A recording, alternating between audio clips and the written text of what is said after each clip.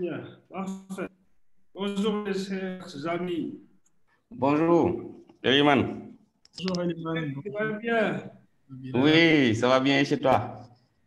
Mais ça va très bien. Ok. Parfait. Bonjour mon cher Alors, ça Eliman. va, Cyprien? Comment ça va? Oui, bonsoir, ça va bien. Au plaisir de vous avoir avec nous cet Moi après-midi. aussi, le plaisir est partagé. Super. Alors, Alioune, ça va? Alioune Ça va Badara bien mon Mbaye. cher. Ça va? Bonjour Eliman, bonjour Cyprien, Luc. Oui. Merci Bonjour, bien. Alun. Bonjour, Cyprien. C'est mon voisin de Burkina. Bonsoir, tu vas bien? Je vais bien et toi? Oui, ça va, ça va. D'accord. On va avoir des échanges sénégalo-burkinabés. Il y a notre ami du Togo qui Uh-huh. vient de qui va nous rejoindre quand même. Hein. Ok, d'accord. Maître disait il dit qu'il a un contretemps, mais il va nous rejoindre plus tard. Donc, Ok, on hein. reste entre frères en Afrique de l'Ouest, même si nous n'arrivons pas encore à mobiliser les sœurs. Oui. Ça viendra, ça viendra. Il faut Ça le faire. Hein. viendra. Ok, parfait. C'est très bien. Donc, ce qui veut dire qu'à 16 heures, on devrait pouvoir démarrer. Comment Je c'est, vais oui. attendre le signal de notre réalisateur Abraham Niassi. Ok. Et là, ça va. Hein, je sais pas. C'est pas. Luc, tu fais face ou bien tu fais dos à une lumière. Ok, je vais régler ça. Oui, c'est un peu sombre à ton niveau. Si, Ok. je pense que Je- si tu peux faire face à la lumière, c'est mieux. Bon, toi, tu es un expert. je- Juste Ok. essayer de régler ça. Ça va un peu mieux? Voilà. Voilà. Là, ça va beaucoup mieux. Ok. Excellent. Perfecto. Super. Donc, on est ça. Ensuite, on va Il démarrer. n'y a pas de problème.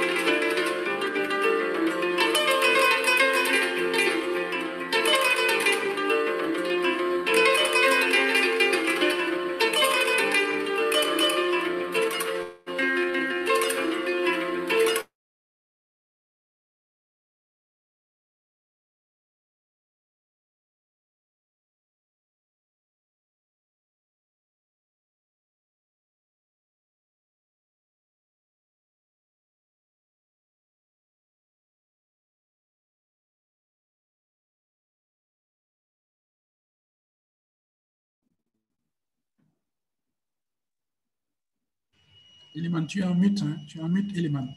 Oui, j'étais en mute. Nous n'entendons rien ici au Burkina. Merci, j'étais en mute. Alors, merci beaucoup. En tout cas, je voulais dire merci à tous ceux qui nous suivent, les participants à ce webinaire,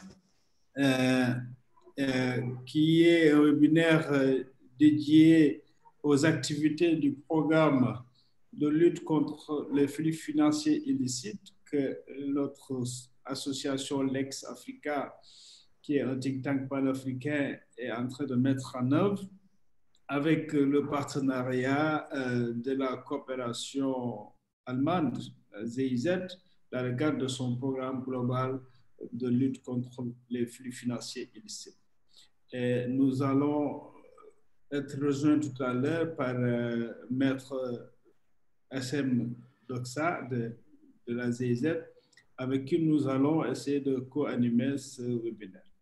Alors, ce webinaire fait partie justement du programme de formation, qui est un programme de formation dédié principalement et directement aux journalistes et blogueurs et membres acteurs des organisations citoyennes pour essayer à travers donc, eux de toucher ou d'informer de façon beaucoup plus précise le grand public, les citoyens qui sont au cœur de la démocratie, et sachant qu'en parlant des finances, en parlant des liens entre ces finances et le développement, nous sommes au cœur de la démocratie et que nous sommes aussi sur un sujet, malheureusement, qui jusque-là est resté en vase clos entre les experts et donc les administrations financières qui sont directement liées au travail autour des finances. Alors, notre souhait est de vulgariser donc, les enjeux qu'il y a autour des flux financiers illicites, d'en informer davantage les citoyens et de leur permettre d'avoir les outils et les moyens de participer au débat, mais surtout de faire le nécessaire à leur niveau pour que aussi les décideurs politiques puissent prendre en compte donc, tous ces enjeux-là et toutes ces pertes énormes que l'Afrique est en train de subir à travers tous ces fonds qui sont reçus, transférés ou utilisés de façon illégale et qui sont produits en fait ici en Afrique. Alors donc aujourd'hui, nous allons, c'est le deuxième webinaire parce que le premier était consacré au lancement ou de façon générale. Donc les formateurs ont évoqué les aspects dans leur généralité. Mais aujourd'hui, on va aller de façon beaucoup plus précise sur les mécanismes opératoires de ces flux financiers illicites. C'est pour cela que nous avons 3 invités et chacun selon son profil va nous parler un peu d'un aspect déterminant. Si je reviens aux flux financiers illicites, en tout cas, la production scientifique que nous avons aujourd'hui sur le sujet identifie 3 gros secteurs où se passe donc l'essentiel donc, de ces flux financiers illicites. Et donc, nous allons essayer pour chaque secteur de voir justement quels sont les mécanismes, comment est-ce que les choses s'opèrent à ce niveau-là. Alors, le premier secteur est le secteur vaste et large des transactions commerciales, où on peut parler de l'évasion fiscale, de l'évitement fiscal commercial, où on parle des pratiques de falsification des factures dans le commerce international, où on parle des flux de transfert, où on parle des transferts de bénéfices, mais également plusieurs autres activités, les stratégies d'optimisation fiscale qui sont utilisées par les grandes entreprises multinationales, l'utilisation des filiales, etc. Donc, tous ces éléments-là, nous allons essayer de les voir aujourd'hui, mais de façon peut-être un peu générale, mais surtout spécifique au secteur des énergies extractives. Parce que, comme vous le savez, beaucoup de nos pays, nous l'avons vu la dernière fois, ça a été rappelé, un pays comme le Mali, donc qui dépendent énormément des industries extractives. Alors, donc, sur ce plan-là, nous allons avec Alioune Badara Paye, qui est un ingénieur, mais également spécialiste des secteurs miniers, mais qui est actuellement donc, le secrétaire permanent adjoint de l'initiative pour la transparence dans les industries extractives au Sénégal. Et donc, il a le profil qu'il faut, qui travaille au quotidien à tracer l'information, à essayer de voir un peu les flux entre les entreprises minières et nos États. Et donc, un profil indiqué pour nous parler de cela. Alioune Badara, bonsoir. Bonsoir Iliman, toujours un plaisir de vous retrouver. Merci beaucoup encore pour votre disponibilité et nous sommes heureux de vous avoir avec nous aujourd'hui. Alors, l'autre aspect également où on parle beaucoup des flux financiers illicites, toujours sur la base des recherches scientifiques, ce sont ces activités criminelles. Alors, qui intègrent le trafic de drogue, les traites des personnes, les ventes des armes, les contrebandes, etc. Mais, donc, au final, qui sont blanchis. Alors, donc, le blanchiment de l'argent, c'est un point important, effectivement, où on peut aussi creuser pour mieux comprendre comment s'opèrent ces flux financiers illicites en Afrique. Et pour cela, nous avons aussi la personne indiquée. Alors, notre frère qui est magistrat, Cyprien Dabiré, qui est également au niveau de la CENTIF, au niveau à Ouagadougou. Cyprien, bon après-midi. Oui, bonsoir à tous. Et un plaisir renouvelé. Merci beaucoup. On va beaucoup apprendre aujourd'hui avec nos grands experts. Et le troisième que j'ai présenté est un ami de longue date. Nous avons beaucoup cheminé justement sur cet aspect, troisième aspect important dans les flux financiers illicites, à savoir la corruption. Alors, nous avons cheminé, bien sûr, pas pour faire la corruption, mais pour lutter contre la corruption. En tant que des acteurs anticorruption, nous avons fait presque pas mal de pays en Afrique de l'Ouest, la Mauritanie, la Côte d'Ivoire, etc. Tout ce qu'il fait au Burkina et également au Sénégal, où il a séjourné pendant un moment que nous avons travaillé ensemble donc, sur la lutte contre la corruption. Et donc, c'est Luc Damiba, Yuluka. Luc, bonsoir. Bonsoir Iliman. Bonsoir tout le monde. Merci. Alors, tout le monde est là, tout le monde se porte très bien. Et comme je vous l'ai dit, nous allons être, comment dirais-je, rattrapés tout à l'heure par Maître Siam Zoka, qui est le coordonnateur du programme GIZ, qui est aussi un avocat d'affaires qui connaît très bien ces questions-là. Alors, mais avant cela, on va quand même démarrer. Comment on va faire? On va d'abord laisser à nos différents panélistes chacun 15 minutes pour faire une introduction du thème. Et ensuite, nous allons ouvrir la discussion, recueillir vos questions que vous avez et, s'il le faut, les relancer sur des aspects assez importants qui mériteraient d'être approfondis. Alors, donc, nous allons démarrer avec Alioune Badara Paye.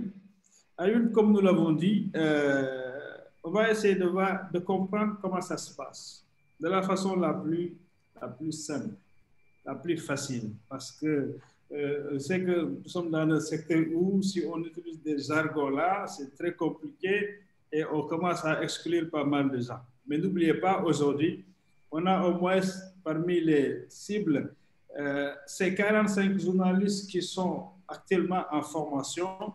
Et cette formation, je le rappelle, se passe dans une autre plateforme Sankofa, mais cette activité est ouverte au grand public aussi, donc relayée sur Facebook également, donc les réseaux de l'ex-Africa. Alors, Alioune, ces circuits-là et ces mécanismes qui sont opérants de la fraude et qui vont jusqu'à justement l'évitement fiscal, depuis que les ressources naturelles sont produites jusqu'à leur commercialisation finale. Et on se rend compte qu'il y a énormément d'acteurs et de rôles. Les rôles que jouent les administrations fiscales, mais également il y a les filiales qui sont utilisées par ces entreprises-là dans ces secteurs. Et donc, dans un contexte où on se rend compte que la plupart de nos pays en Afrique dépendent justement de l'extraction des ressources naturelles, alors ce qui les rend justement vulnérables aux flux financiers illicites. Alors, avec vous, on va essayer de mieux comprendre comment tout ceci donc s'opère.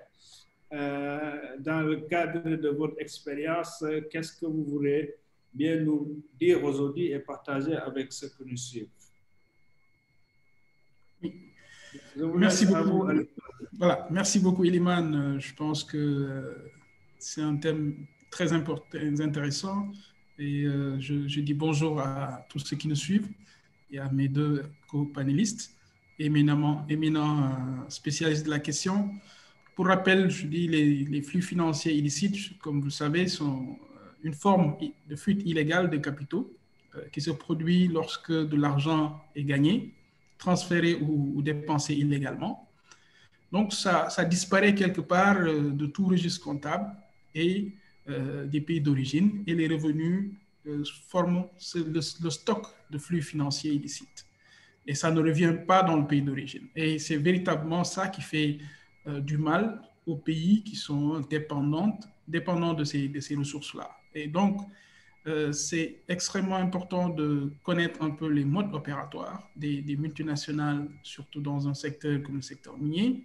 Je dirais même pas au moment de la production, mais ça remonte à plus loin. D'ailleurs, il y a une phase que les gens ne regardent pas beaucoup, parce qu'on se dit en phase d'exploration, de recherche, il y a peu d'intérêt pour l'administration parce que c'est souvent une phase où il y a une exonération, mais c'est une phase extrêmement importante pour l'industrie parce que c'est là où véritablement l'entreprise va mettre en place sa stratégie. Souvent, vous verrez que même la maison mère, elle est basée dans un territoire à fiscalité privilégiée, on va parler fiscal pour parler couramment, et véritablement, la filiale qui est créée est une filiale qui permettra plus tard de mettre en œuvre le schéma initial qui a été dessiné. Qu'est-ce qui se passe? C'est qu'en exploration, on vous dit, bon, l'entreprise est en train de produire, de dépenser à perte.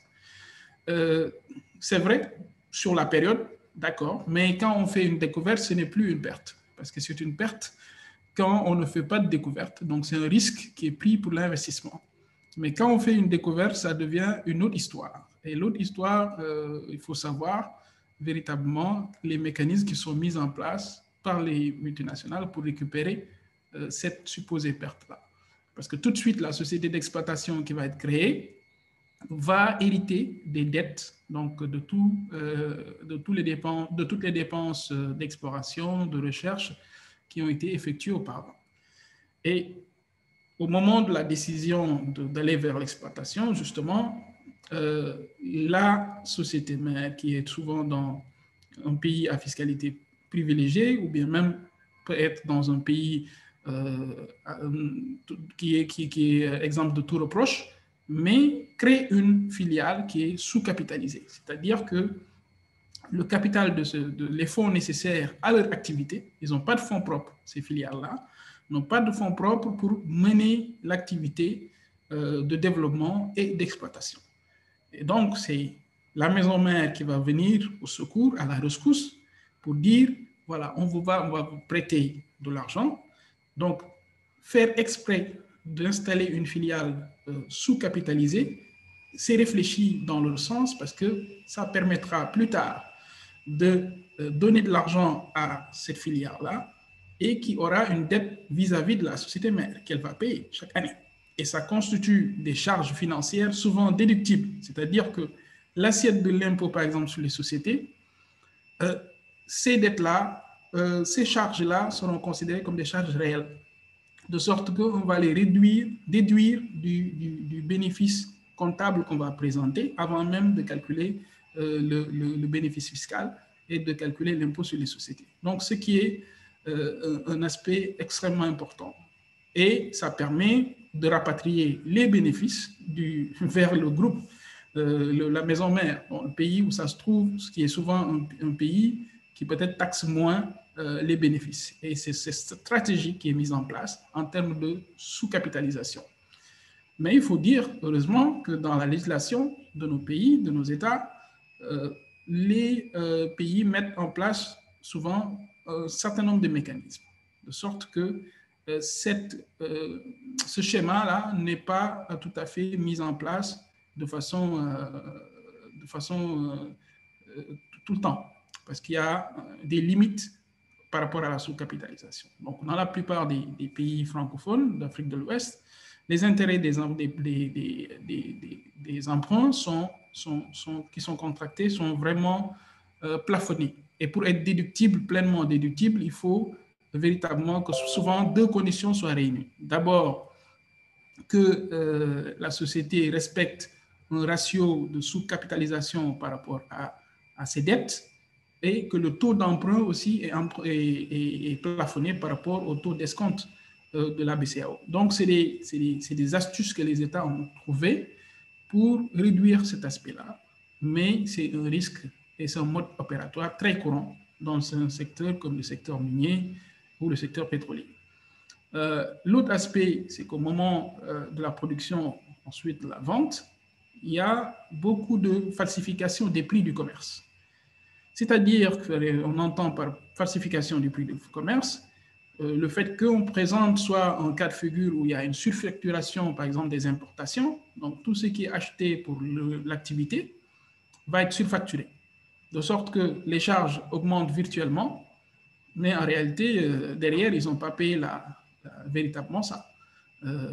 L'expéditeur n'a pas payé véritablement, n'est pas payé en retour par rapport aux factures qui sont présentées.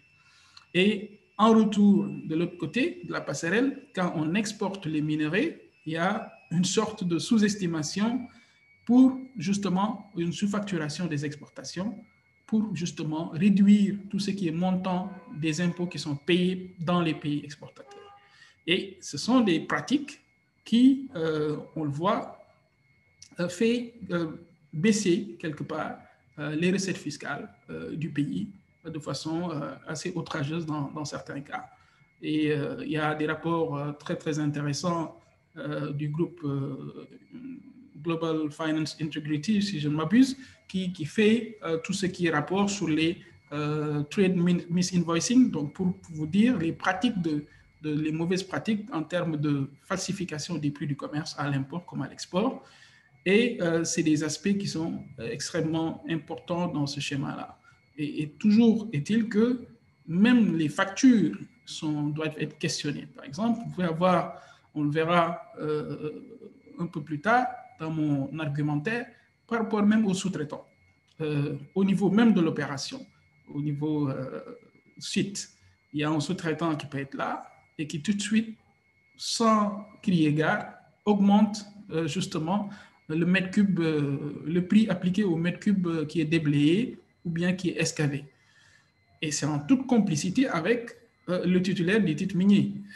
Parce que, justement, il y a un contrôle peut-être qui ne se fait pas par l'administration de façon récurrente, et de sorte qu'ils arrivent à soutirer quelque part, à faire transférer une partie du bénéfice, augmenter virtuellement les charges encore une fois, et c'est des pertes énormes. Et l'autre aspect aussi qui donne de l'épaisseur par rapport à ces pratiques-là, c'est souvent les moyens, l'abus des régimes dérogatoires ou spécifiques. On vous dira, le secteur minier et pétrolier, c'est un secteur qui demande beaucoup d'investissement. C'est vrai, mais il y a une manière aussi que les entreprises ont d'optimiser leurs bénéfices, d'optimiser leur opération. De la même manière, l'administration devrait se placer dans une posture d'optimiser aussi ces régimes dérogatoires. On ne peut pas accorder à une entreprise, parce que la loi est souvent générale et impersonnelle, tout de suite avec sa convention minière se retrouve avec 25 ans d'exonération.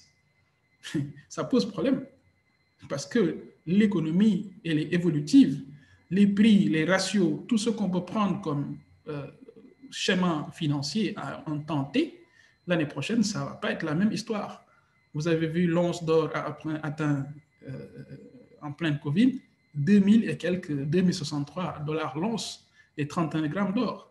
De la même manière, il y a des cycles pour les produits comme le pétrole, etc. Donc, c'est des aspects qu'il faut prendre en compte et savoir que l'entreprise va toujours jouer sur ces schémas-là. Je suis en crise, je suis dans une situation où, de non-rentabilité, sans véritablement aller vers un questionnement et une analyse profonde des états financiers et des paramètres financiers. Souvent, l'administration accorde des faveurs, accorde des régimes dérogatoires et d'exonération aux contribuables, alors que véritablement, les entreprises n'en ont pas besoin. Une entreprise minière qui se retrouve en plein Covid à faire un chiffre d'affaires de plus 13 milliards, alors qu'on lui a accordé des faveurs d'exonération, même de l'exonération sur la contribution forfaitaire à la charge de l'employeur, qui devrait servir notamment à un fonds pour la formation professionnelle. Donc, vous voyez un peu, on compromet même les objectifs de l'État. C'est un cas qui est tout à fait un cas réel. Donc, c'est des aspects qui sont pénibles à entendre, mais c'est de la vigilance, c'est de la surveillance, c'est aussi faire de la modélisation fiscale, de la modélisation des contrats, qui sera un moyen de contrecarrer tout contribuable qui voudrait quelque part se mettre dans une posture de tromper la vigilance de l'administration. Le recours aux sous-traitants, j'en parlais tout à l'heure, et aussi à un certain type de travailleurs, notamment les travailleurs expatriés. Vous allez retrouver parfois dans certaines entreprises, on va dire oui, il n'y a pas d'expertise nationale, donc on va vers des expatriés. On va prendre des expatriés qui souvent, le salaire moyen va faire le quadruple ou bien le quintuple du salaire d'un national pour le même type de poste. Vous allez en fin de compte vous retrouver avec des charges plus élevées, mais plus grave encore, plus grave. Ça veut dire c'est-à-dire que les expatriés souvent sont fournis par la maison mère qui est, n'oubliez pas, nichée dans un territoire à fiscalité privilégiée, un paradis fiscal. Donc, on fait échapper de l'impôt sur le territoire d'extraction, sur le pays hôte qui abrite le site minier, et on amène ces ressources-là vers la maison mère qui va payer ses salariés expatriés, et il n'y a pas d'impôt sur les revenus pour le pays hôte, qui souvent constitue un impôt extrêmement important, consistant en termes de pourcentage des recettes tirées de l'exploitation. Donc, vous voyez, il y a même ce qui doit mettre la puce à l'oreille de l'administration, c'est que pour deux entreprises qui sont dans le même secteur, en comparant la moyenne des salaires, on doit pouvoir justement débusquer ce cas de figure-là et tout de suite savoir que c'est pas raisonnable le salaire qui est déclaré dans le pays ou bien le niveau d'impôt sur les revenus qui est payé par l'entreprise n'est pas raisonnable par rapport à l'autre entité qui est dans le même secteur et qui a peut-être même un effectif moindre, mais qui paye plus d'impôts sur les revenus. Et s'il n'y a pas possibilité de comparaison, il y a des bases de données qui existent. Il faut que parfois l'administration puisse acheter ces données-là, et ce qui est extrêmement important. Et il y a aussi des factures de complaisance, des fausses factures, qui peuvent être établies. Donc, c'est des procédés primaires où véritablement le fournisseur réel, il n'y a pas de fournisseur réel. Donc, il y a une falsification de ces prix, et c'est extrêmement intéressant de voir un peu pour la construction. Souvent, les entreprises vont dire, oui, on a construit la mine à 150 millions de dollars, il faut questionner ces coûts-là. De la même manière, les coûts historiques, appelés historiques, les coûts hérités de l'exploration, il faut les auditer de façon sérieuse, parce qu'il peut y avoir toutes sortes de fausses factures, de faux fournisseurs, tout est faux en réalité et qu'on n'a pas véritablement eu le temps de questionner ce faux-là et de prouver que c'est faux. L'autre mécanisme ou les mécanismes de façon globale, on a une chose qui est importante, c'est que la transparence dans toutes les parties est un aspect fondamental. Au moment de l'exploration, cette phase-là, elle est extrêmement importante. C'est une étape qui doit être coordonnée avec beaucoup d'autorité. Il n'y a pas seulement que la direction minière ou pétrolière qui est en charge, qui devrait être concernée, mais c'est tout un ensemble d'institutions qui doivent être en coordination et pouvoir surveiller. Parce que si vous n'impliquez pas les autorités locales, l'entreprise peut rester peut-être pendant plusieurs années et même faire une exploitation illégale du minerai sans que vous ne le sachiez.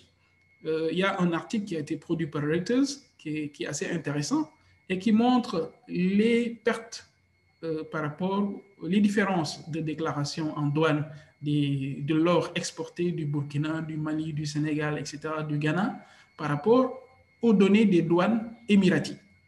On se retrouve avec des différences énormes. Hein. C'est plusieurs milliers de milliards. Donc, c'est des aspects qui sont extrêmement importants et même la phase exploration peut être sujette à ce genre d'exploitation illégale. Au niveau de la négociation, pour éviter les corruptions, il faut mettre en place des commissions de négociation dont on connaît les membres, dont on connaît les critères sur lesquels ces membres ont été choisis. Mais malheureusement, cette transparence-là fait défaut dans beaucoup de processus dans les octrois des licences. Au niveau de la transformation, c'est aussi la même chose. Il peut y avoir du produit brut qui est sorti et qui va être transformé ailleurs de façon beaucoup plus... Parfois même les États ont une possibilité de prendre une partie dans les contrats, une partie des produits, mais l'entreprise ne va jamais vous rappeler cette disposition contractuelle. Tout est exporté, vous ne percevez que la redevance minière. Il n'y a aucun effort qui est fait pour que justement vous puissiez quelque part avoir une chaîne de valeur poussée en termes d'exploitation de ces ressources-là. Je pense que Iliman, je vais essayer de m'arrêter là pour l'instant et de vous rendre la parole. Excellent. Merci beaucoup, Paya, parce qu'effectivement, en 15 minutes, vous avez dit pas mal de choses très importantes qui permettent d'identifier justement là où les choses se passent. Et vous avez bien fait de nous rectifier pour dire que avant la production, c'est déjà, donc, c'est tout l'amour en fait, en ce qui concerne le secteur, au moment des contractualisations, tenu compte des régimes dérogatoires, donc, qui préparent à tout ceci. Donc, veiller un peu à également l'utilisation des sous-traitants, c'est-à-dire un peu sur toute la supply chain, comment un peu les entreprises travaillent avec leurs propres filiales et autres, etc. Et des éléments importants au niveau de l'analyse des informations douanières également, qui permettent de voir réellement, hein, avec des chiffres probants, qu'il se passe des choses. Alors, tout ceci se passe, c'est vrai, mais dans un cadre, comme vous l'avez dit, qui est un peu enveloppé par le secret, hein, ce qui fait que c'est difficile de tracer tout ceci, mais vous avez donné des indications qui sont assez intéressantes et pertinentes. En tout cas, merci pour ça. Je crois que ça permet à ceux qui nous suivent d'avoir une idée beaucoup plus précise de ces mécanismes-là en ce qui concerne les transactions commerciales. Alors maintenant, il y a d'autres activités commerciales, entre guillemets, mais illicites, et qui se font dans le noir. Et ces activités-là mènent souvent à la pratique du blanchiment. Alors, le blanchiment, qu'est-ce qu'il recouvre en termes de mode opératoire de flux financiers illicites? C'est ce que Cyprien Dabiré va essayer de nous faire comprendre tout à l'heure. On va l'écouter pendant 15 minutes aussi. Cyprien, c'est à vous. Bien, merci. Vous pourrez partager ma présentation? Oui. Abraham, je pense que va nous balancer ça. Parfait. Excellent. Voilà. Voilà. Nous allons aller directement sur les notions de blanchiment et ensuite sur les méthodes et les techniques directement. Donc, comme vous le voyez là, présentement, le blanchiment, c'est quoi? C'est le processus par lequel le produit du crime... Allons directement à la notion de blanchiment. Voilà. Le produit du crime subit une série d'opérations qui visent à changer ou à dissimuler son origine illicite. Bien, ça c'est la définition standard. Mais il faut aussi dire que la simple détention du produit du crime est aussi qualifiée blanchiment. La simple détention. Parce que les experts ont tendance à croire qu'il faut forcément que les différents processus soient respectés pour qu'on parle de blanchiment. Justement, la prochaine diapo va nous montrer les différents processus. La diapo 7.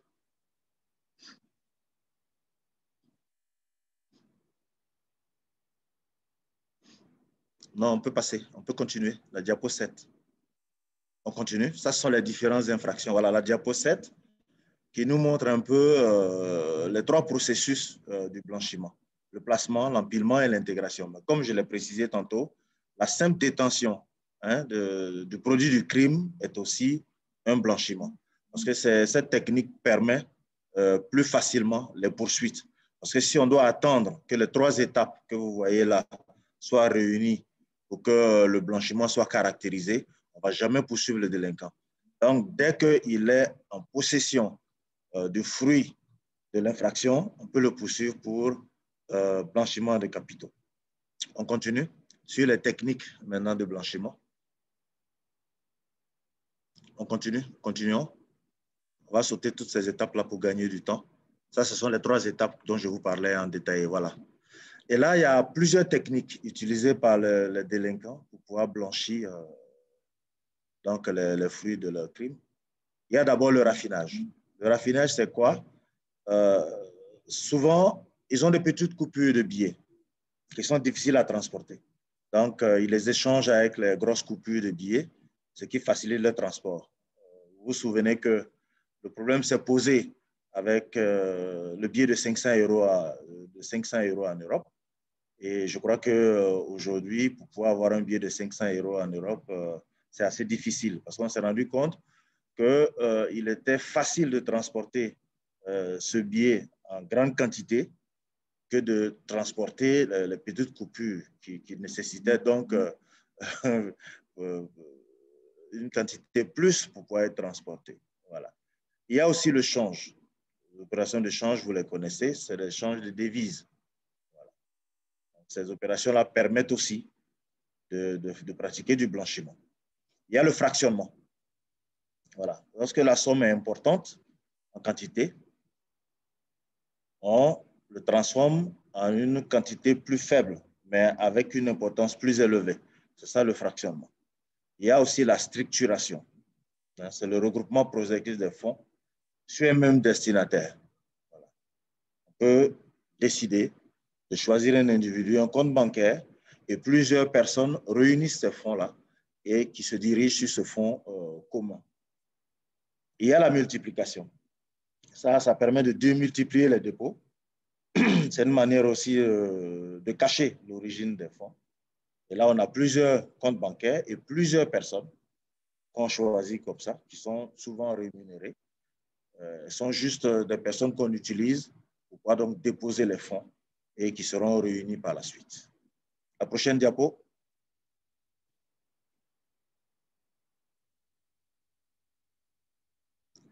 L'amalgame.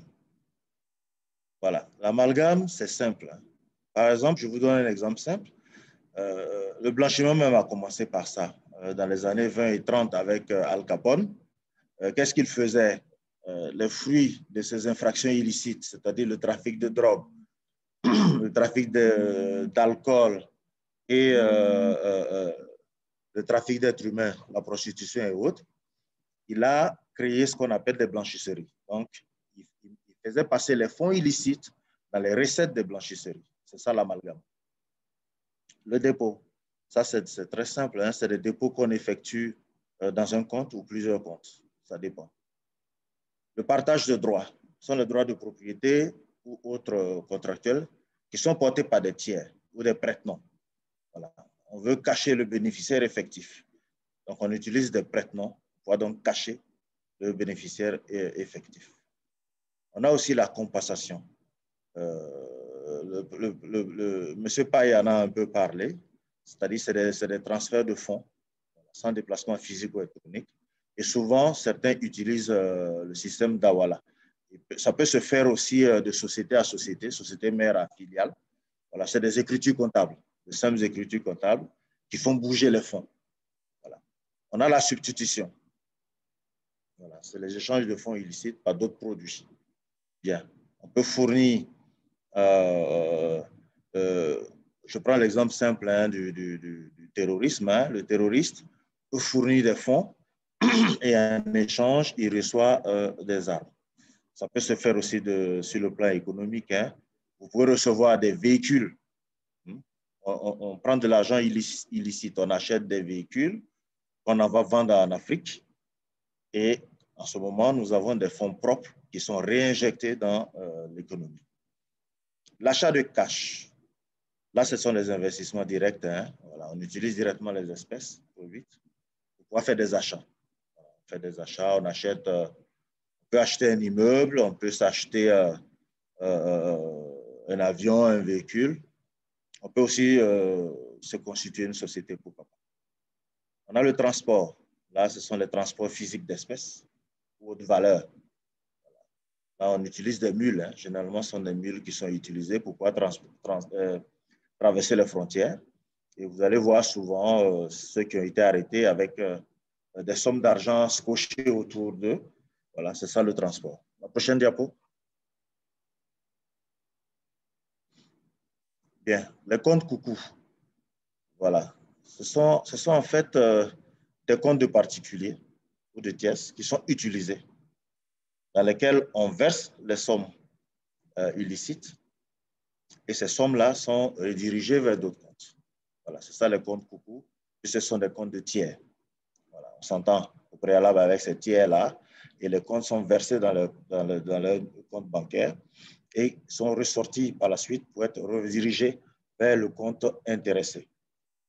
C'est juste pour dissimuler en fait l'origine frauduleuse donc, de ces fonds. On a le compte trampoline. Le compte trampoline, il ressemble un peu au compte coucou. Voilà, c'est un processus de virement de fonds illicite. Voilà. D'un individu, un émetteur et un destinataire qui reçoit et renvoie les fonds correspondants. Ça ressemble un peu à la technique du coucou. On a la garantie. Voilà, on peut, entre partenaires ou entre complices, se porter garant pour un contrat ou se porter garant pour un prêt bancaire. Et voilà. Et par la suite, ce prêt-là, bien sûr, n'est pas remboursé. La personne est poursuivie en justice et condamnée à payer. Donc, voilà, il paye normalement les sommes dues, mais en réalité, ce sont des sommes illicites qui lui avaient été préalablement remises. Voilà. Prochaine diapo. On a le trucage de valeur. Voilà, M. Paye en a un peu parlé, hein, je ne vais pas trop revenir là-dessus. Effectivement, c'est soit les surfacturations ou les sous-facturations voilà, en matière d'import et d'export. On a la spéculation.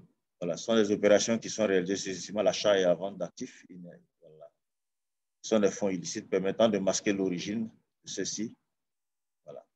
On a le transfert. C'est le déplacement des fonds illicites d'une région à une autre. Là aussi, on utilise des virements, des mandats postaux et les entreprises de services monétaires pour pouvoir donc déplacer les espèces d'une région à une autre. On a le face-à-face. Les deux parties sont complices dans une opération de face-à-face. Voilà. les opérations d'achat et de revente, les jeux de casino, les produits boursiers dans les ventes aux enchères et même les faux contrats commerciaux. On a la location, on loue des actifs immobiliers ou de valeur, véhicules, bateaux, en payant avec des espèces illicites. Voilà.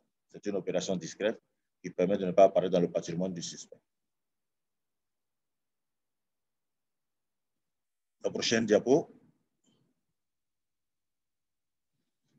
Bien, en conclusion, il faut retenir une chose. Tout ce qui attire le délinquant, c'est de jouir tranquillement des fonds illicitement gagnés. Et qu'est-ce qu'il faut faire comme ça?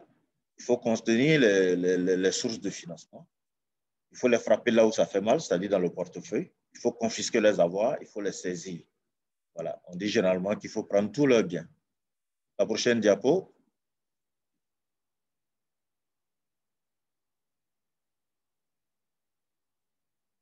En plus de ça, c'est-à-dire en plus du travail national, qui est donc le travail des OPJ, de la justice et autres, il faut une certaine coordination, une certaine coopération internationale. Parce qu'aujourd'hui, de plus en plus, ces délinquants-là se sont internationalisés. Et donc, on ne peut pas s'asseoir seul dans son pays et prétendre combattre le blanchiment des capitaux. Comme l'a dit M. Payen, dans le domaine minier, comme vous l'avez vu, ils ont plusieurs techniques pour faire sortir de l'argent. Alors, s'il n'y a pas de coopération, on ne peut pas réussir donc à faire recouvrer ces sommes-là et les rapatrier. La prochaine diapo. Et tout cela va permettre donc d'éviter que ces personnes-là puissent tirer profit donc de leurs délits. Voilà, en gros, rapidement ramasser ce que j'avais à présenter. Mais comme vous avez déjà ma présentation à votre niveau, vous pourrez la faire partager à tous les membres. Merci. Merci beaucoup, Cyprien Dabiré, surtout d'être resté net sur les 15 minutes. Je sais que vous lancez un grand défi au grand activiste qui va prendre le relais tout à l'heure. Mais en tout cas, merci. On va encore le magistrat, n'est-ce pas, le juge, qui parle peu, mais qui parle bien. Qui dit ce qui est important à retenir. En tout cas, vous nous avez ouvert les yeux pour montrer que le blanchiment, ce n'est pas un seul terme comme ça, aussi simple, que c'est quand même assez complexe à l'intérieur si on fouille un peu, que c'est des séries d'opérations donc, qui permettent un peu de me remettre dans le circuit des fonds dont l'origine est illicite. Et donc, il y a un processus, tout un processus qui justifie un peu donc, la pratique du blanchiment, mais également, surtout, énormément de techniques. Alors là, franchement, c'est toute une science avec donc, des pratiques, mais nombreuses et différentes l'une de l'autre. C'est incroyable. Hein? Pour pouvoir identifier ça, je pense qu'il faut quand même être un grand maître. Mais également qu'il faut aussi, il y a des moyens de les traquer, mais surtout de les contenir, de contenir les sources de financement. Ça, c'est un grand défi et certainement, je pense qu'on reviendra sur ça, sur comment véritablement situer et cibler ces sources de financement-là et les endiguer dès le départ. Mais bon, avant cela, on va passer à Luc Damiba, qui est votre compatriote burkinabé aussi. Mais pour nous, il est aussi sénégalais. Hein. C'est un vrai Africain, lui. En tout cas, avec Luc, on va maintenant parler de ce troisième aspect, ou bien grand lot de pratiques de flux financiers illicites, même si ça nous a étonné au départ, hein, nous qui luttions beaucoup contre la corruption. Et dans le rapport de Thabo Mbeki, on nous dit que oui, la corruption ne représente qu'à peine 5% des activités donc en flux financier illicite. Mais bref, nous savons que cette activité également, elle est transversale, c'est-à-dire elle est un peu partout et elle alimente aussi les autres secteurs où on a identifié des masses importantes d'argent. Mais également, on sait que s'il n'y a pas une complicité de certains fonctionnaires bien situés. Donc, tout ceci ne peut pas se faire. Alors, donc, avec Luc, nous allons essayer de voir ce phénomène qui, selon la Banque africaine de développement, représente 148 milliards de dollars américains de pertes par an pour les États africains. Donc, c'est important, c'est énorme. Mais, Luc, la corruption, comment elle se manifeste et particulièrement dans ce domaine des flux financiers illicites, comment nos auditeurs qui nous suivent vont pouvoir mieux comprendre la place et le rôle de la corruption dans ces flux financiers illicites. Donc, à toi, mon cher ami Luc Damiba. Merci, Liman. Bonsoir tout le monde. Je crois que mes deux prédécesseurs ont déjà déblayé le terrain pour moi. Donc, ça va me permettre d'aller un peu vite. Je vais introduire donc le sujet avec trois entrées. Le premier, c'est de voir les modes de gouvernance qui favorisent, qui créent le terreau fertile aux flux financiers illicites. J'en ai déterminé 7 modes de gouvernance dans nos pays africains qui sont des terreaux fertiles à la corruption et à l'évasion fiscale et à tous ces flux financiers illicites qui partent de nos territoires. Le deuxième moment d'entrée, donc c'est les modes opératoires des pratiques de corruption issus des flux financiers illicites. D'où vient l'argent de la corruption? Où va l'argent de la corruption et ses fonds? Et quelles sont les conséquences et les préjudices sur les acteurs? Et puis, enfin, en conclusion, je vais esquisser quelques solutions possibles pour rompre justement la chaîne de la corruption. Parce que dans la corruption, c'est toujours une chaîne. Quand vous regardez, comme Iléman a dit, c'est quelque chose de transversal. À chaque nœud se trouve un chaînon de la corruption qui attache pour pouvoir lier l'autre bout de flux, comme on dit. Et donc, la corruption, pour juste être simple dans les flux financiers, est considérée comme un détournement des processus, des fonds, des moyens destinés soit à usage public vers une consommation privée. On peut dire de façon simple, la corruption, c'est ça, c'est détourner les fonds, les moyens, tout ce qui est mis en place d'usage public à une consommation privée. Et donc, dans les flux financiers, c'est comme ça qu'on le définit. Et il est un peu aussi maire de l'évolution des transactions commerciales internationales dans le monde. Avant les années 80, on parlait très peu de la corruption. Après les années 80, on a commencé à parler de corruption parce que justement, le commerce international a commencé à prendre l'ampleur. Mais je reviendrai dans le cours, pour ceux qui suivront le cours, sur l'historique de la question de la corruption, surtout la corruption transnationale ou la corruption internationale. Parce que pour qu'il y ait les flux financiers dans ce domaine-là, c'est les transactions commerciales qui ont amené la question de la corruption transnationale ou la corruption internationale, si vous voulez le prendre comme ça. Alors, premier point d'entrée, c'était pour introduire le mode de gouvernance qui crée le terreau fertile aux flux financiers et à la corruption dans nos pays. On a d'abord un premier mode de gouvernance qui est la gouvernance de la prédation. On a c'est quoi exactement, pour être très simple? On a du sommet à la base les mêmes comportements de tout prendre ce qui appartient au public vers le privé. Et donc, on va dire que c'est ce qu'on appelle les privatisations de l'État. C'est-à-dire tout c'est organisé.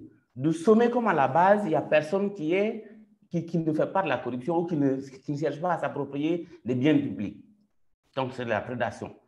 Et donc, on a le deuxième mode, c'est le mode douanier de la gouvernance. Alors, le mode douanier de la gouvernance, c'est quoi? C'est l'enrichissement rapide, attractif et repoussant. Que les douaniers nous excusent parce que ce n'est pas le douanier, le métier de douanier qui est mal vu ici, mais c'est la perception que les citoyens ont du douanier qui est un peu fait ici. Le douanier, généralement, il arrive, il a ses son salaire, mais tout le monde veut aller à la poste de douane parce que c'est facile de s'enrichir rapidement. Donc, c'est le mode de gouvernance douanier, l'attractivité, l'enrichissement illicite. Le mode, enfin, le troisième, c'est le mode de gouvernance fondé sur l'investissement corruptif. Donc, et ça, c'est en politique. On donne à l'électeur quelque chose en attendant que lui, au retour, il fasse remonter l'ascenseur avec un vote. Donc, la corruption électorale, ça, c'est l'investissement corruptif. Donc, le lecteur, pour l'avoir, il faut l'avoir. Or, ce n'est pas seulement le lecteur individuel qu'on voit. Dans les transactions commerciales, les flux financiers, la corruption électorale, la corruption politique est très, très, très avancée. Parce que des grandes puissances, des grands chefs d'État se cotisent pour aller financer un autre chef d'État qui est en campagne. Et parce qu'il attend un retour. Et donc, ça, c'est à peu près ce que moi j'appelle l'investissement corruptif. Alors, un autre moyen de ce domaine-là, c'est en termes de gouvernance, la gouvernance par l'urgence. C'est quoi? Toute opportunité d'urgence. Il n'y a pas de planification. Donc, du coup, quand vous êtes dans la gouvernance de l'urgence, c'est pourquoi je cite tout ça, parce que ça crée le terreau fertile pour que l'argent ne reste plus dans les circuits normaux, mais qu'on passe par d'autres circuits. Et quatrième, avant-dernier, comme j'ai dit, avant-dernier, la gouvernance de la duplicité. C'est les instructions données sans trace écrite. Hein? On dit de virer tel nombre de montants, de ressources, mais on ne laisse pas de traces écrites là-dessus. Donc, ces formes de gouvernance, à mon avis, terminées par la gouvernance de la violence indirecte de la souveraineté. La gouvernance indirecte de la souveraineté, c'est quoi? C'est que vous avez des suprapuissances, compagnies internationales, qui passent par des réseaux pour vous diriger dans nos pays. Donc, c'est ce que j'appelle la gouvernance indirecte de la souveraineté. Donc, c'est les réseaux franc-maçonniques, les réseaux, tous les grands réseaux qui conditionnent un certain nombre d'accès au pouvoir par leur adhésion. Et tout ça, ça permet la corruption internationale et enfin, la gouvernance, la duplicité. Voilà les 7 modes de gouvernance que je partage avec vous, que vous aurez ça dans la présentation que je vais envoyer. Alors, deuxième entrée, les modes opératoires de pratiques de corruption à l'intérieur des flux financiers illicites. Tantôt, les uns les autres l'ont amené. Le premier mode opératoire, c'est le blanchiment d'argent dont on a parlé déjà. Et je crois que ça, c'est très, très, très clair.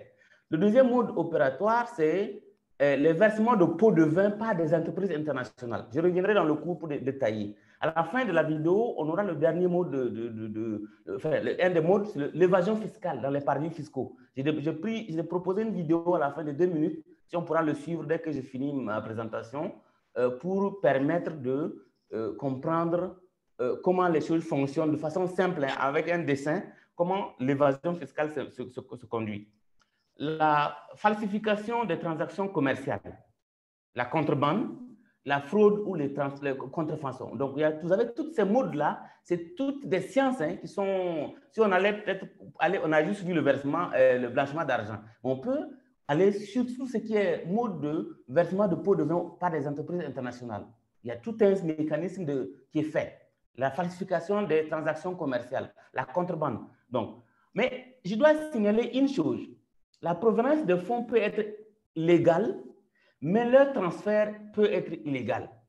Comme par exemple l'évasion fiscale pratiquée par des particuliers aux entreprises. C'est-à-dire que la provenance de fonds, ça peut être des fonds légaux.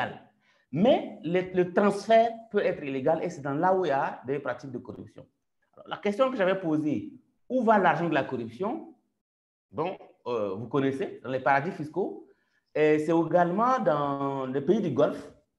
Et c'est dans les paradis fiscaux, vous les connaissez, c'est les îles Caïmans, c'est un certain nombre de pays comme la Suisse. Il y a une liste de paradis fiscaux qui existent et qui pourront permettre, je pourrais vous les passer. Et ici, dans la présentation, je vous donnerai quelques exemples de fonds qui ont été déposés par des potentats qu'on les appelle. Vous avez des Duvalier, les Abacha, les Touré, Moussa Touré, bon, le défunt Moussa Touré du Mali, les Ben Ali tout récemment, les Moubarak, les Kadhafi, ils ont envoyé dans les pays, donc dans ces paradis fiscaux et dans beaucoup de pays, d'importantes sommes d'argent qu'ils ont déposées parce que c'est pour échapper justement, c'est de l'argent de la corruption. Voilà, donc, alors, qu'est-ce qui est fait de cet argent, de ce fonds, de cet argent de la corruption? Généralement, les gens utilisent ça pour acheter des produits de luxe. L'argent lié à la corruption généralement rentre aussi dans la criminalité organisée. Je vous présenterai dans le cours l'indice, les données, je peux partager aussi avec le groupe et les formateurs ici, l'indice de criminalité organisée en Afrique, nous avons, pour lequel j'ai contribué à réaliser l'année passée, en 2019, l'année surpassée, le premier indice qu'on a fait sur la criminalité organisée en Afrique. Vous verrez les chiffres, c'est effarant. Et puis, bon, les conséquences, je vous les passe là-dessus, vous les connaissez, c'est les crimes, c'est les homicides, c'est les dommages matériels. Sur la société elle-même, vous connaissez les conséquences. Aujourd'hui, quand vous prenez notre région Sahel, Afrique de l'Ouest, vous avez les conflits violents, le terrorisme, les conflits ethniques, les conflits intergénérationnels. Tout ça est lié à la pratique de corruption qui est donc dominant dans notre espace. Sur le domaine économique surtout, aujourd'hui, le crime organisé, la corruption dans les fils financiers a amené à déstructurer nos États. Pourquoi? Parce que ça affaiblit la possibilité de mobilisation de recettes fiscales locales. Tout part à l'extérieur. Même nos chefs de l'État n'investissent pas ici. Ils ont des immeubles qu'ils ont fait construire ou qu'ils ont achetés ailleurs dans des pays. Ils ont acheté des véhicules de luxe. Tout ça n'est pas dans le pays, c'est hors du pays. Sur l'environnement, le monsieur parlait tantôt des industries extractives, c'est catastrophique, c'est des conséquences énormes. Sur le gouvernement, c'est les dommages infligés par l'état de droit, donc on n'a plus d'état de droit. Les violations des droits humains, c'est massif. La qualité de la gouvernance, comme j'ai parlé tantôt, elle est dérisoire, et l'érosion de la réputation de nos hommes politiques surtout, parce qu'on les tient par le bout du nez.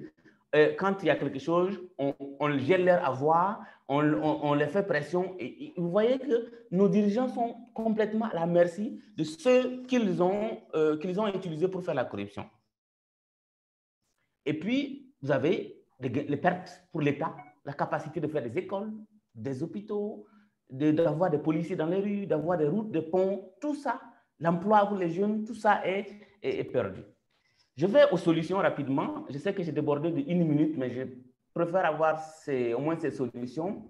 Au niveau des solutions, il faut déjà travailler sur des législations nationales et internationales solides, notamment sur la restitution des avoirs illicites volés qui sont posés dans les différents pays. Ça, il y a des lois qui existent. Le seul pays pour l'instant qui est en avance, c'est la Suisse, qui a pu faire restituer quelques fonds, mais ça aussi, si on vous dit par exemple pour Abacha, sur 5 milliards, il n'y a que 1,3 milliard qui ont été restitués. Ça veut dire que c'est un gros problème qui est là. Deuxième élément de solution, en dehors des législations, c'est la gestion des personnalités politiquement exposées. Dans d'autres pays, c'est la gestion de ces personnalités politiquement exposées, c'est toute une commission qui gère ça.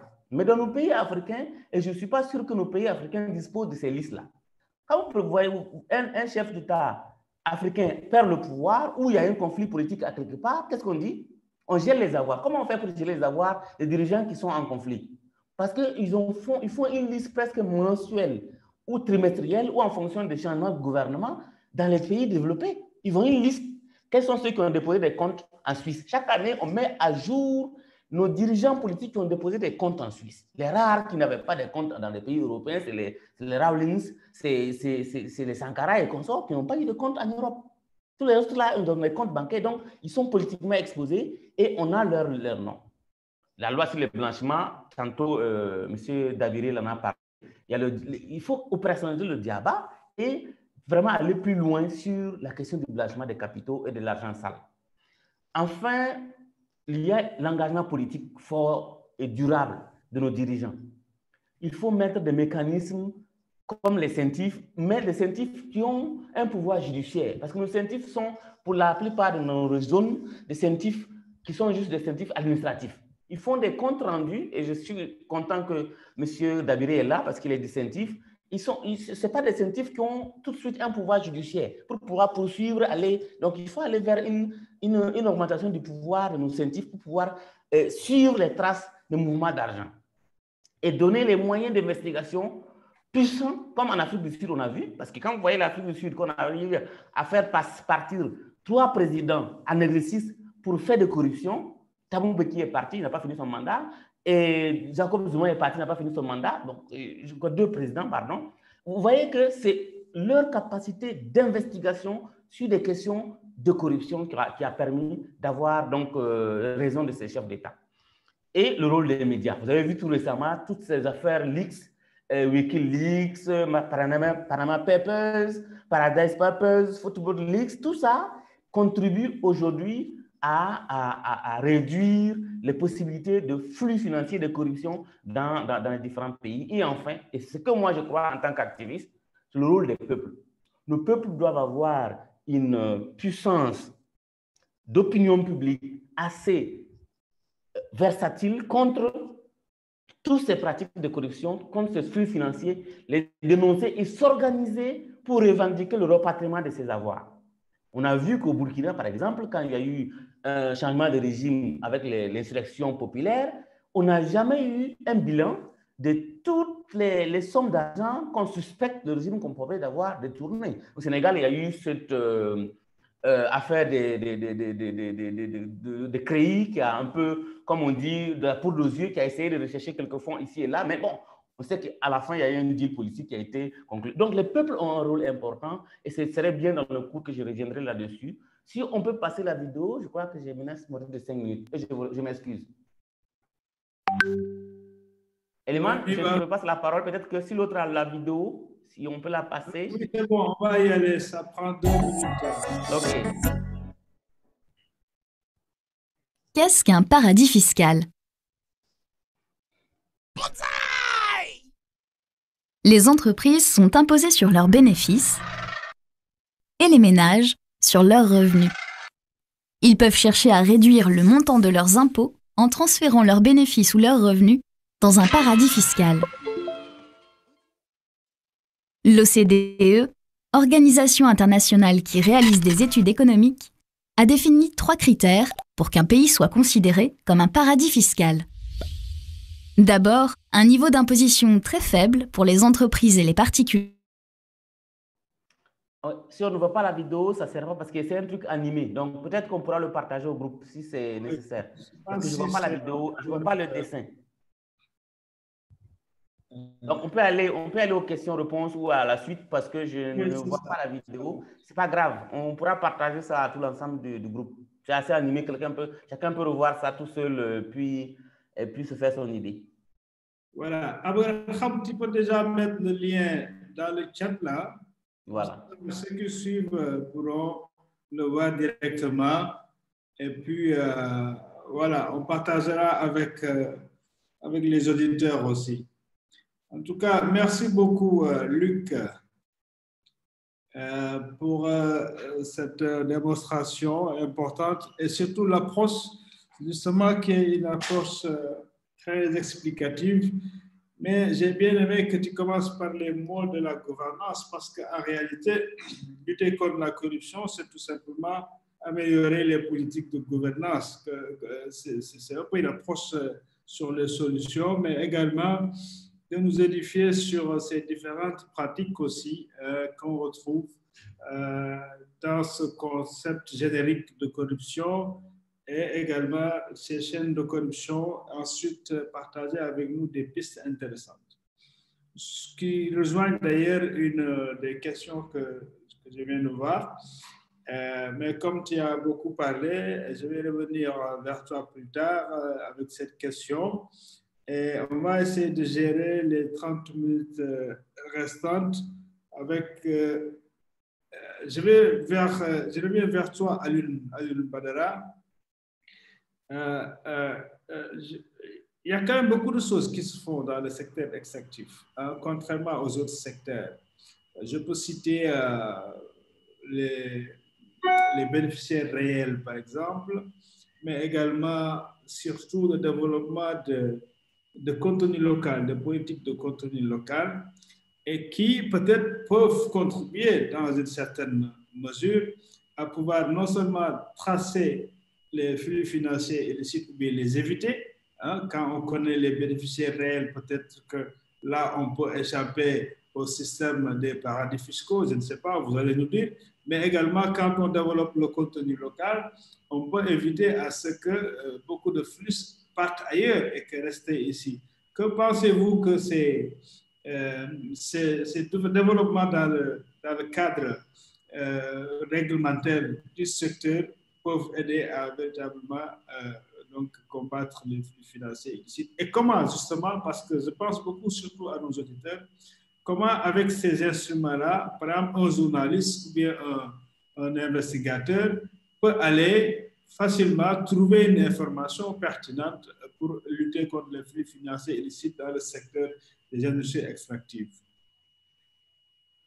Oui, pertinente question, Eliman, et félicitations à ceux qui sont intervenus aussi, les collègues du Burkina, pour la clarté de l'exposé. Et on a beaucoup appris.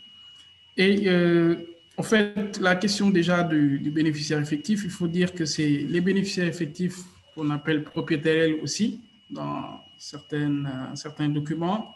C'est les personnes là ou les personnes physiques qui, en fait, détiennent les participations ou qui contrôlent les entreprises de façon globale. Maintenant, dans le secteur extractif, c'est une question qui se pose avec acuité parce que Luc, tout à l'heure, a parlé de personnes politiquement exposées. Donc, les hommes politiques, souvent, sont dans des secteurs assez stratégiques, bien des niveaux de décision stratégiques dans l'administration. Donc, l'octroi des permis miniers, la signature des contrats, les conventions minières, les contrats pétroliers, souvent tombent dans l'escarcelle ou le champ de compétences, par exemple, d'un ministre. Donc, il devient là une personne politiquement exposée s'il possède des avoirs dans les secteurs miniers ou le secteur pétrolier. On va considérer sur le registre des bénéficiaires effectifs que justement, cette personne-là, c'est une personne politiquement exposée. Il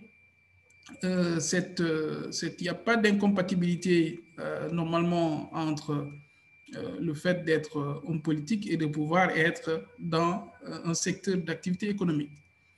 Tout ce qu'on ne souhaite pas, c'est que justement, du fait de l'influence ou de la position politique ou dans un secteur administratif, dans une instance de décision, qu'on se retrouve dans une situation de conflit d'intérêts, de délit d'initié ou de corruption, tout simplement. Donc, c'est pourquoi connaître les bénéficiaires effectifs des entreprises est un moyen qui permet de combattre les flux financiers illicites. Maintenant, c'est un sujet qui est assez nouveau. La 4e directive de lutte contre le blanchiment de l'Union européenne a permis à beaucoup de pays européens, justement, les a contraints un peu à mettre en place des registres de bénéficiaires effectifs. La directive similaire de l'UEMOA est entrée en vigueur dans certains pays comme le Sénégal en 2018 par la loi de 2018 qui a été votée de lutte contre le blanchiment des capitaux et de financement du terrorisme. Et sur cette base-là, l'information sur les propriétaires, il y a un registre qui devait être créé et jusqu'à présent, c'est un travail qui est en cours parce que véritablement, ce qui va opérationnaliser le registre pour le secteur notamment extractif, c'est un arrêté du ministre de la Justice. Et cette semaine, normalement, on doit finaliser cet arrêté doit tout à fait être disponible, même si déjà il y a eu un décret en 2020 pour mettre en place le registre des bénéficiaires effectifs. Ce registre-là, l'information devra être publique, de sorte que les journalistes, les chercheurs, tous ceux qui font de l'investigation puissent faire les croisements nécessaires. Parce que tous les pays qui font partie, par exemple, qui mettent en œuvre l'initiative pour la transparence dans les industries extractives sont obligés de mettre en place des registres. Comme les flux ne connaissent pas les frontières, il faudra véritablement que les gens s'intéressent non pas seulement à l'information disponible au Sénégal, mais aussi l'information disponible en Suisse, au Luxembourg, au Burkina, etc., une fois que ces registres deviendront opérationnels.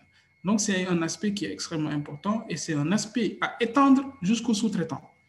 Parce qu'autant on peut se dire, oui, les sous-traitants, le contenu local permettra de capter une partie des recettes, parce que quand on regarde pour les entreprises minières, pétrolières, souvent 70% de leur chiffre d'affaires, voire même 80% de leur chiffre d'affaires, retournent vers l'acquisition de biens et services. Donc, il y a des dépenses en biens et services, en recrutement, en emploi, qui dépenses de personnel qui font que, véritablement, vous avez un secteur névralgique qui est le contenu local qu'il faut cerner.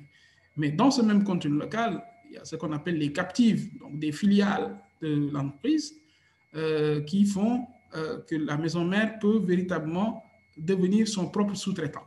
De sorte que finalement, vous n'avez pas résolu le problème de flux financiers illicites parce que la loi a été mise en place pour privilégier la participation du privé national, mais en fin de compte, vous vous retrouvez avec un contournement des dispositions de la loi ou de la réglementation. La deuxième chose, c'est que si vous ne mettez pas en lien la déclaration de bénéficiaires effectifs avec la mise en œuvre du contenu local, vous pouvez avoir aussi un homme politique qui crée sa société du fait de son influence sur l'échiquier national et de sa position, peut influer sur les marchés qui vont être attribués par l'entreprise. Donc, il deviendra quelque part un sous-traitant incognito. Et en fin de compte, il y a une rupture d'égalité entre les citoyens parce qu'il y a un privé national qui, eux, par des moyens légaux, capte les marchés et un autre privé national qui est encagoulé derrière des hommes politiques et qui parviennent à capter ces marchés-là. Ce qui constitue à la fois une solution, mais aussi une partie du problème. Donc, ce contenu local-là, il faut vraiment le questionner. Et il y a la question de la territorialité de la création de l'entreprise dans l'espace OADA. Si c'est créé au Burkina, on considère que c'est une entreprise burkinabé, même si l'entreprise est une entreprise qui, en dernier ressort, est contrôlée par des Canadiens ou par des Américains, on considère que l'entreprise est burkinabé. Mais donc, la question, elle est extrêmement intéressante et importante. Tout à fait. Merci pour ces éclairages aussi complémentaires. Alors, je vais vers Cyprien aussi pour en même temps lui poser une question. Je sais qu'il a beaucoup de choses à dire parce que tout à l'heure, il est passé rapidement sur son diapo qui est très bien fourni en information. Mais en même temps, peut-être que des aspects sur lesquels vous souhaiteriez vous-même revenir, mais en même temps dire comment des institutions comme la vôtre, CENTIF, qui existe presque dans plusieurs États, parce que c'est des recommandations communautaires, n'est-ce pas? Alors, peuvent aider justement les journalistes, les lanceurs d'alerte à pouvoir accéder à l'information dont ils ont véritablement besoin pour contribuer à vous accompagner dans le travail que vous faites au quotidien de lutter contre ces flux financiers et toutes les sortes de délinquances financières. Bien. Il faut dire que les lois qui régissent les CENTIF dans l'espace UEMOA ont été balisées de telle sorte que la CENTIF ne travaille qu'avec ses assujettis et ne travaille qu'avec ses correspondants ou les administrations précitées, prédésignées, qui concourent à la lutte contre le blanchiment de capitaux et le financement du terrorisme. Ça fait que, en réalité, les CENTIF ne sont pas ouvertes en tant que telles pour pouvoir collaborer aussi facilement avec les journalistes et les lanceurs d'alerte. Mais il y a des brèches qui s'ouvrent souvent. Nous, par exemple, au Burkina Faso, nous travaillons énormément avec le RENLAC. Le RENLAC, c'est le réseau anticorruption du Burkina, qui est un regroupement d'associations qui luttent contre la corruption. Donc, généralement, lorsque le RENLAC a certaines informations et veut que nous puissions y jeter un coup d'œil. Le RELAC nous tient informés. Nous pouvons susciter des DOS, les déclarations d'opérations suspectes, lorsque nous sommes informés que, par exemple, c'est un de nos assujettis qui est au courant d'une infraction pareille, d'une légèreté, et qui, par contre, n'a pas informé la CENTIF. Donc, nous pouvons utiliser cette brèche-là pour pouvoir donc susciter une déclaration d'opération suspecte que nous allons enrichir et que nous transmettons par la suite au parquet pour que le parquet saisisse un juge d'instruction pour que la justice puisse examiner cette affaire et instruire à charge ou à décharge. Voilà. Sinon, une collaboration directe comme ça n'est pas permise par la loi. Elle n'est pas permise par la loi, mais généralement, c'est souvent ces brèches-là que nous utilisons. Nous travaillons aussi énormément avec la structure de lutte anticorruption au Burkina, la SELC, qui est un partenaire privilégié, à qui nous apportons des informations et qui aussi nous apporte des informations. Donc, en gros, c'est comme ça que nous arrivons à travailler, parce que la passerelle directe n'existe pas entre nous et les journalistes ou les lanceurs d'alerte. Ça n'existe pas. Mais on peut nous utiliser pour que nous puissions susciter soit des DOS ou soit transmettre ces informations-là aux structures habilitées à poursuivre les enquêtes. Voilà. On en a souvent eu et généralement, soit on envoie ces informations à la SELC, comme je vous l'ai dit tantôt, ou soit au parquet. Et là, le parquet mène ses enquêtes. Et généralement, souvent, lorsque le parquet a besoin maintenant de notre concours, elle nous sollicite et nous pouvons leur donner des aides concernant donc les enquêtes financières. Parce qu'il faut le dire, hein, comme vous l'avez dit, c'est très technique, c'est vraiment technique et nous avons des analystes à nos seins, au sein des CENTIF, et ce sont ces analyses-là qui font ce travail de fond-là. Pour pouvoir donc fouiller, trouver les failles dans les circuits économiques et financiers. Parce que le délinquant, il est intelligent, hein? Il a une longueur d'avance sur nous. Alors, si on ne se met pas au diapason, je crois que rapidement, on est dépassé parce que les montages sont complexes et c'est souvent pas facile. Voilà. Merci. C'est ce que je peux dire sur ce sujet. Oui, oui, mais je reste avec vous parce qu'il y a un des participants qui a laissé une question qui est liée un peu au blanchiment d'argent, je ne sais pas. Il dit, est-ce que le souci du respect de la vie privée des personnes n'est pas un obstacle pour le journaliste qui enquête sur un dossier de blanchiment d'argent? C'est Bachir Silla qui envoie cette question-là. Bon, il faut dire, hein, au niveau de la CENTIF, c'est des soupçons. Hein? Nous avons des soupçons que nous enrichissons et ces soupçons-là, effectivement, ne peuvent pas nous permettre voilà, de sortir comme ça de but en blanc. Voilà, on a tel dossier contre telle personne. Non, c'est assez délicat. Ce travail-là est fait par la justice et c'est la justice qui soit confirme nos soupçons ou les infirme. Et effectivement, je ne suis pas spécialiste en journalisme, mais je sais qu'effectivement, selon la déontologie, il faut souvent respecter donc, voilà, comment on dit ça souvent, le droit de la personne. Mais il faut dire aussi que ne faut pas qu'on se cache derrière cette protection des droits de la personne pour commettre des infractions. Une fois qu'on commet des infractions, on est à porte-à-faux vis-à-vis de la loi et c'est souvent difficile d'évoquer un quelconque secret de la vie privée pour pouvoir se cacher derrière ces infractions. D'accord, parfait. Mais généralement, on est prudent dans tout ce qu'on fait parce qu'effectivement, lorsqu'on accuse quelqu'un d'une infraction de blanchiment de capitaux, il faut s'assurer d'avoir les armes nécessaires pour gagner. Parce que bon, si on n'a pas les armes pour gagner, facilement cette personne se retrouve dans la rue ou jouit tranquillement des biens qu'elle a mal acquis. Absolument. En tout cas, merci beaucoup. Luc, j'ai une question pour toi de la part de Yao Jean-Michel Boissy. Mais avant de la poser, je vais laisser le soin à Abraham qui avait un souci tout à l'heure avec son ordinateur, mais maintenant c'est réglé, de faire passer la vidéo de 2 minutes.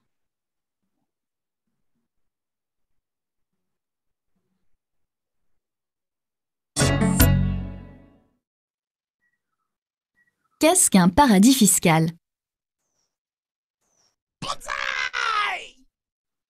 Les entreprises sont imposées sur leurs bénéfices et les ménages sur leurs revenus.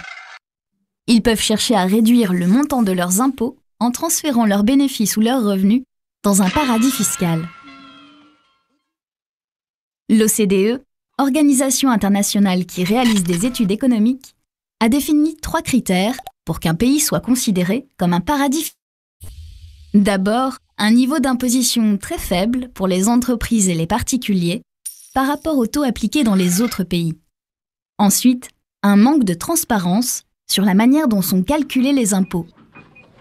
Enfin, un manque de coopération du pays qui refuse de donner des informations aux autres pays sur les montants d'impôts déclarés ou sur les identités des déclarants.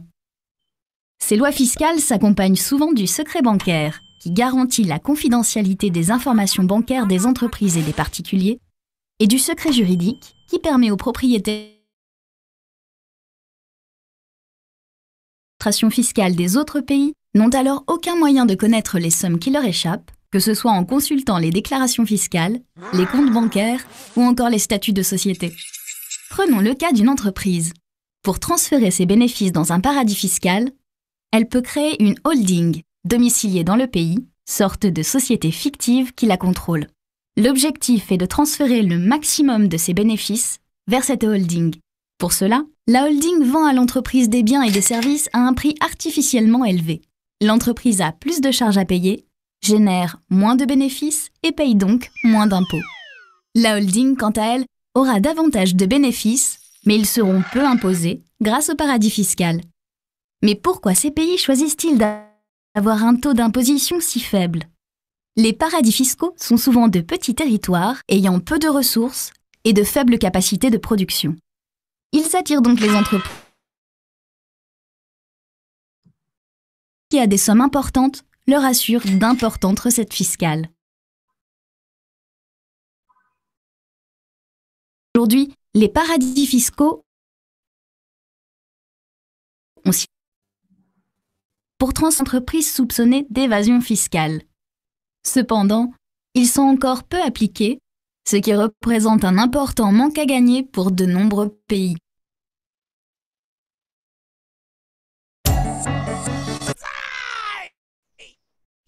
Voilà, merci beaucoup Abraham. Alors Luc, donc la vidéo est finalement passée. Voilà, merci beaucoup. C'était le résumé de tout ce qu'on a dit, comment les sociétés, des holdings, des paradis fiscaux d'un pays à un autre, on passe et la corruption et les flux financiers légaux et on blanchit de l'argent d'un point géographique du globe à un autre point géographique. Alors, je reviens à la question de M. Yao, où il a posé la question. Je vais te préciser la question de Yao. Tu as déjà lu, n'est-ce pas? Mais je vais lire pour tout le monde. Face à la gravité du fléau de la corruption, comment mobiliser un grand nombre des acteurs de la société civile pour porter la voix de la dénonciation en justice de ces pratiques illégales? Oui, merci. Je crois que aussi bien au Sénégal qu'au Burkina, dans une certaine mesure au Ghana, on a des sociétés civiles assez fortes qui travaillent sur les questions de pression sur les dirigeants politiques pour évoluer sur un certain nombre de questions. Je crois que le premier travail, c'est le travail de l'information. Soit la campagne de mobilisation, si les citoyens sont mieux informés sur ce qui se passe autour de nos dirigeants, je crois qu'il doit y avoir une forme de pression qui est là. Le deuxième élément, c'est de trouver des mécanismes très simples, peu coûteux, de mise en honte. Parce que la honte, dans nos pays, constitue un élément très puissant pour mobiliser les citoyens autour d'une cause. Si on arrive à avoir ces différents éléments-là, moi, je crois que c'est intéressant. Alors, l'action de la justice, moi, je pense qu'il vient de 3 ordres. L'ordre politique, parce que dans nos pays francophones, en dehors de 2 ou 3 pays en Afrique de l'Ouest, tous les pays francophones ont un système judiciaire qui est de l'ordre politique. C'est le politique qui dicte, que ce soit au Sénégal, et le politique utilise l'appareil judiciaire pour régler les comptes politiques. ce n'est pas forcément des questions de corruption qu'ils veulent résoudre. Parce qu'au fond, à la fin, donc il faut que les citoyens, à la fin de mon propos, j'ai dit le rôle important du citoyen, il faut l'informer et le permettre de se mobiliser pour protéger son propre bien. Parce que plus les citoyens sont informés et s'organisent pour faire pression, plus les décisions politiques sont prises en tenant compte de cette opinion des citoyens. Au Burkina Faso, par exemple, on peut donner 2-3 exemples. Quand il y a eu la question de déclaration de patrimoine, la déclaration de patrimoine au Burkina est publique. Tous les députés, les maires, les magistrats, le magistrat est là, il peut confirmer qu'il a déclaré son bien et c'est rendu public dans le journal officiel. Donc, les citoyens ont constaté que dans un journal, dans une télévision, on a offert des tablettes, juste des tablettes. Je crois que c'est une société taïwanaise qui a ouvert des tablettes à des députés. L'opinion publique s'est levée pour dire que ces tablettes-là dépassent le montant minimal qu'on avait fixé, qui est à 35 000 francs CFA de cadeaux qu'un officiel ne peut pas prendre au Burkina. Si on vous donne plus de 35 000 francs, si ça dépasse 35 000 francs, vous devez venir déclarer. Vous devez venir dire, mettre ça dans un service pour, je crois que c'est à la SE, pour dire que ça ne vous appartient pas. Donc, les tablettes ont été estimées à plus de 35 000 francs. On a dit donc, les députés doivent aller déclarer ça à la SE. Donc, vous voyez, les députés ont premièrement dit non, eux ne sont même pas concernés par la déclaration de patrimoine. Et après, ils ont dit non, ils ne vont pas aller déposer. Mais la pression populaire a été telle qu'ils se sont excusés, ils ont rendu toutes les tablettes à celui qui avait donné. Bon, ça veut dire que l'opinion a une capacité de mobiliser et de demander des comptes aux dirigeants. La justice va suivre après, parce que, comme j'ai dit, comme la justice est actuelle aux ordres là, il nous faut une justice indépendante. Dans les justices indépendantes, comme par exemple au Cap-Vert, on n'a pas besoin de tous ces artifices de ASE, OFNAC, ou je ne sais pas, ces commissions anticorruption, on n'a pas besoin de ça. Si la justice voit que dans un rapport, dans un article de presse, dans une émission, quelqu'un fait état d'une information de suspicion de corruption, je ne parle pas de preuve de corruption, de suspicion de corruption, il engage une procédure, il ouvre une information judiciaire. C'est le juge qui doit pouvoir établir la vérité. Parce que sinon, le monsieur sera poursuivi pour diffamation. Sinon, si c'est vrai, si c'est confirmé, celui qu'on a accusé doit répondre de ses actes. Donc, une justice indépendante, c'est comme ça que ça se fait. Tout de suite, on active l'appareil judiciaire au Cap-Vert, comme un peu au Ghana aussi, mais l'appareil judiciaire est actif. Parce que, donc, c'est le citoyen qui doit faire pression pour qu'on ait des justices indépendantes. Je crois que c'est lié. C'est-à-dire que l'opinion forte, informée, documentée, et après, pression sur les dirigeants pour que la justice soit forte aussi. Une fois que la justice est forte, l'opinion publique forte, nos dirigeants vont nous suivre au pas. Alors, merci beaucoup vraiment, Luc. Je considère que c'est aussi votre mot de la fin. Bien, je vous laisse quand même faire un... Non, c'est bon. Bon, parfait. Alors, vous parlez de justice, donc je vais systématiquement voir le magistrat qui est là et donc lui permettre en même temps d'apprécier un peu ces relations entre justice et citoyens, journalistes et population, etc. Et également de nous dire son mot de clôture. Super. Merci, M. Khan. Effectivement, ce genre de rencontres permettent des symbioses et permettent donc d'aller de l'avant dans la lutte. Parce que comme je le disais dans ma présentation, on ne peut pas s'asseoir seul et prétendre lutter contre ces fléaux-là. Ce n'est pas possible.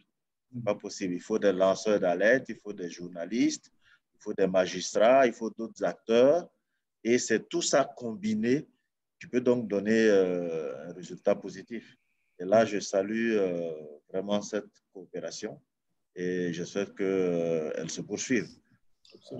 Et avec les lanceurs d'alerte, et avec les journalistes, et avec les autres acteurs, les magistrats, les spécialistes, voilà, un peu tout le monde, que nous nous donnions la main. C'est la seule façon pour pouvoir réussir ce combat-là. Merci beaucoup. Merci beaucoup. Seulement, c'est tout ce que justifie ce projet. Et on est juste dans une première phase qui cible une des parties prenantes, mais on va vers une alliance citoyenne en Afrique de l'Ouest et qui rejoint aussi d'autres initiatives que d'autres organisations ont déjà prises. Et donc, aller vers les autres parties prenantes comme l'administration fiscale, des organisations comme les vôtres, mais qui peuvent travailler avec avec ce public-là. Et donc, pour ensemble, qu'on puisse quand même préserver nos ressources domestiques en Afrique, parce qu'on en a besoin pour investir sur la santé, sur l'éducation, sur la protection sociale, dans l'agriculture, dans l'industrialisation qui peuvent nous permettre d'aller vers le plein emploi. Bref, les enjeux de développement en Afrique sont quelque part liés à la maîtrise de ces flux financiers illicites-là qui, quand même, représentent un montant assez important, beaucoup plus élevé que l'aide publique au développement, beaucoup plus élevé même que les investissements directs étrangers. Donc voilà, donc merci en tout cas d'avoir été disponible assez rapidement d'ailleurs parce qu'on vous a contacté assez sur le tard. Merci pour ça.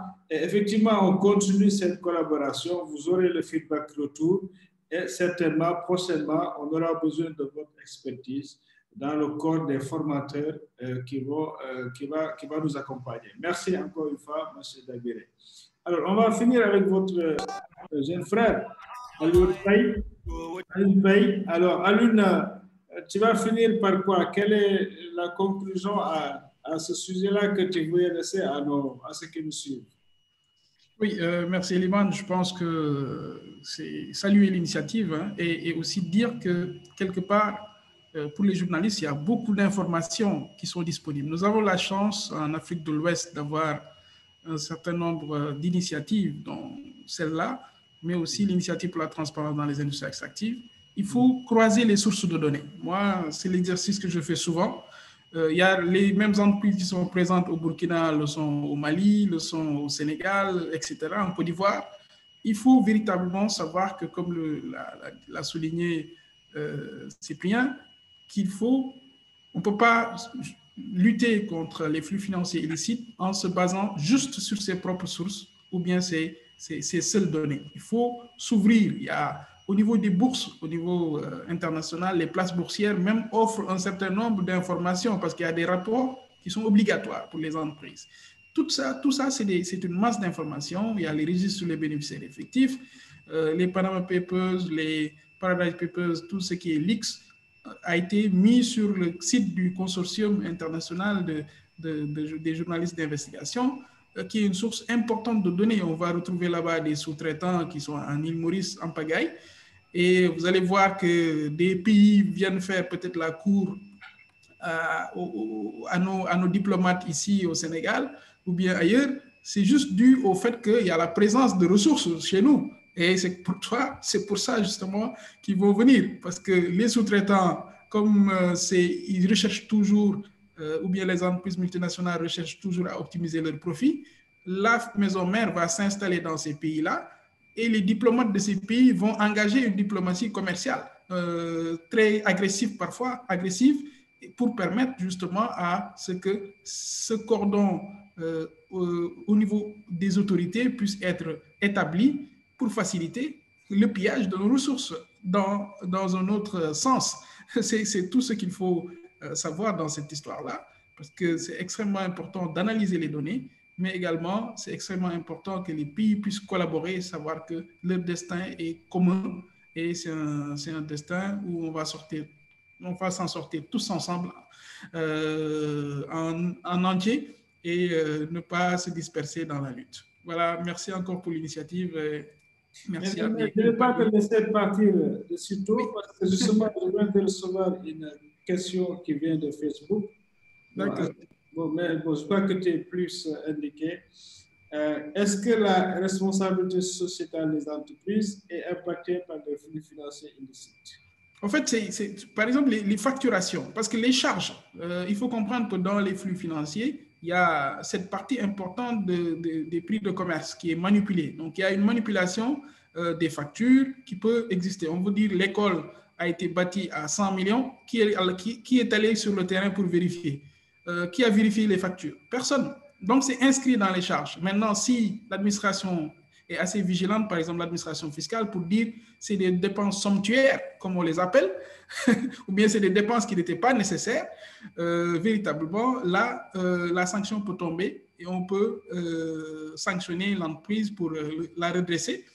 Mais sinon, c'est une source, effectivement, qui peut être une source de blanchiment.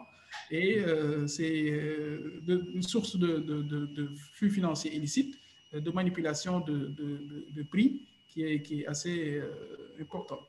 Voilà. En tout cas, merci à vous, merci à toi, donc merci à tous les trois pour 1h30 de conclave qui nous a permis, je pense, d'éclairer davantage un peu nos auditeurs et ceux qui ont suivi à travers les réseaux sociaux. Mais c'est une vidéo qui va être également diffusée et puis retravaillée au niveau de la plateforme de formation. Effectivement, Luc reviendra bientôt parce que c'est lui qui anime le module sur la corruption. On vient de finir le premier module sur les généralités concernant les flux financiers illicites et dès samedi, les auditeurs vont commencer sur seulement les thèmes que vous introduisez aujourd'hui, les modes opératoires. Et donc, je remercie également toute l'équipe des flux financiers illicites team qui sont là, qui ont travaillé avec nous. Abraham, que vous connaissez déjà, qui est le réalisateur, mais derrière, il y a Tcherno Suleimania qui s'occupe de la formation et Big et Marcel Fall qui s'occupe de la gestion des auditeurs et un peu de plaidoyer. Et également Fatou Fall qui s'occupe de la capitalisation. Et voilà, les Seydou et les infographes d'IPI qui sont derrière, qui nous accompagnent. Alors, merci à toute cette équipe-là. Au nom de l'ex-Africa, merci à vous et à très bientôt et aux autres également qui nous suivent. Le prochain webinaire, c'est bientôt également, ce sera sur les formes de réponse publiques qui sont développées aujourd'hui jusqu'à maintenant contre les flux financiers illicites. Merci et à très bientôt. Au revoir. Merci. Thomas Sankara Mansong Anna Zinga Mansong Ngoje Antajoji Mansong Kwame Kuruma Mansong Namori Bambaye Lima Wilinko Wotekella Lima Mama Ngotekella Ai Dundunia